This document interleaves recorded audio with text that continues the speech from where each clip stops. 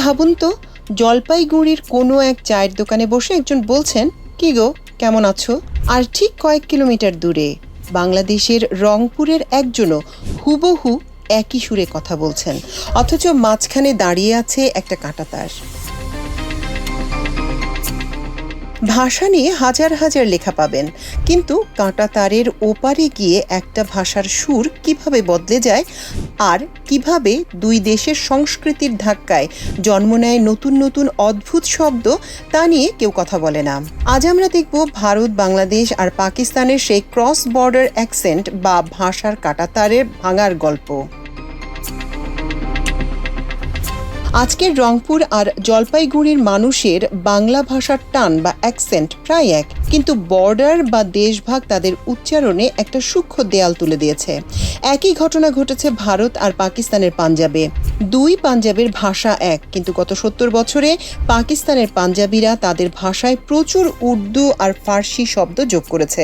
অন্যদিকে ভারতের পাঞ্জাবিদের ভাষায় ঢুকে গেছে হিন্দি আর ইংরেজি। ভাষা এক হলেও সংস্কৃতির ছায়ায় তৈরি হয়েছে একদম আলাদা দুটি রূপ। এবার আসি সবচেয়ে চমকপ্রদ এবং হিডেন ফ্যাক্টে।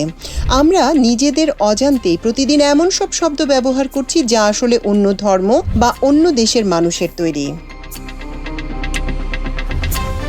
খেয়াল করে দেখেছেন কি, আজকের বাংলাদেশের মুসলিম পরিবারগুলোতেও দাদু বা দিদি শব্দের ব্যবহার প্রতিনিয়ত বাড়ছে। আবার কলকাতার হিন্দুদের মুখে খুব স্বাভাবিকভাবেই ঢুকে যাচ্ছে দাওয়াত কিংবা পানির মতো শব্দ। উত্তর ভারতের হিন্দুরা যে দিল, খুবসুরত বা জিন্দেগি শব্দ ছাড়া প্রেম করতেই পারে না, সেগুলো আসলে উর্দু বা ফার্সি শব্দ।